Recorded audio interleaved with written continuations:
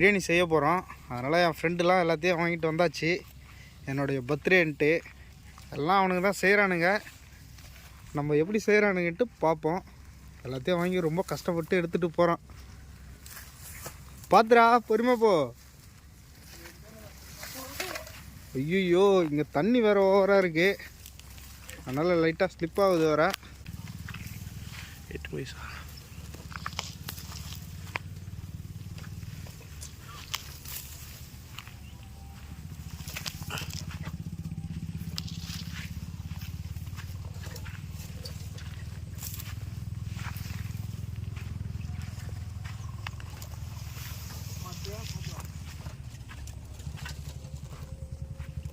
எல்லா பிளேஸும் நல்லா இருக்குது.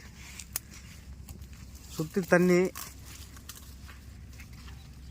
நல்லா இருக்குது. தண்ணிக்கு பக்கத்தில் நல்ல லொக்கேஷன்.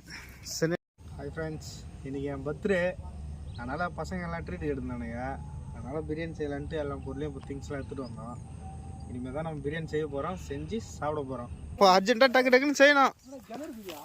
எல்லாமே இருக்கும். அப்போ ஆமாம்,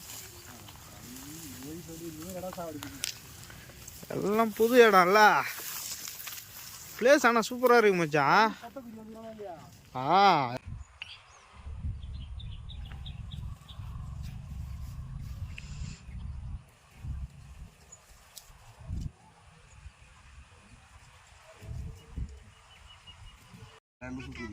முருகன் கால் பண்ண சொல்றாரு. முருகன் மாமா அப்படியே அவன் கால் எடுக்கலாம். ஒரு தச்சுனே இருப்பா அப்படியே எடுத்து சொல்லுவா.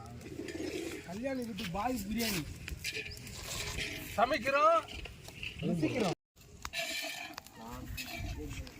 அப்படின்னா அந்த குண்டான அப்படி தள்ளுப்பா.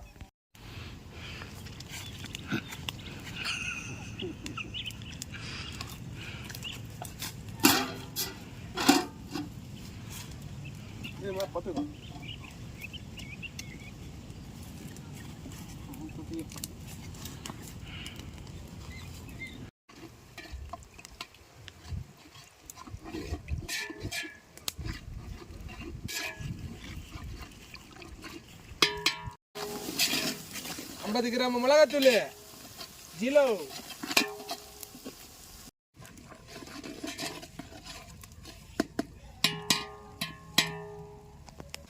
கேட்டா வேலைக்கே போட்டா கறி காட்டணும். கறி கட்ட வேலைக்கே போட்டு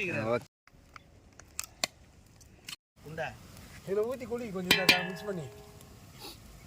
பிரியாணி டம் போட்டாச்சு.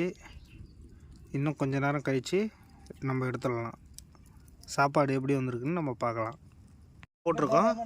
முட்டை வேகுது. வெந்த உடனே பார்க்கலாம்.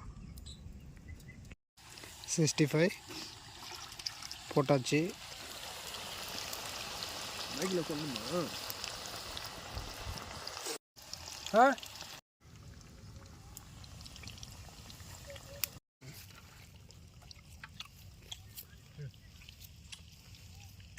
இது உப்பு கரெக்டா? உப்பு கரெக்டாக தான் பாரு. பக்காவா? எல்லாம் பக்காவா? சாப்பாடு நம்ம நினச்ச மாதிரியே வந்திருக்கு. இது மச்சான் மச்சான் அப்பயும் சேர்த்து போட.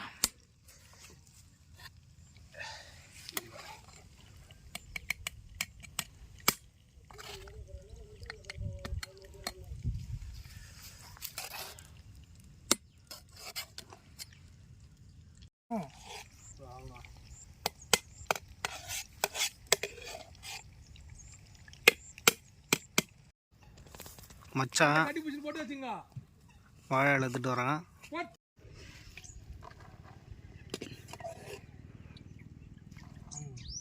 டீ சோறு கொஞ்சம் மேல் சோறு, மசாலா கொஞ்சம் மேல் சாப்பாடு.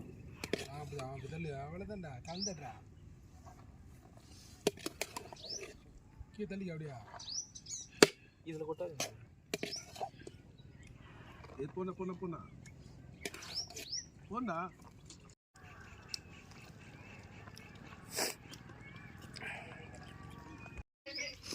செஞ்சு சாப்பிட்டாச்சு.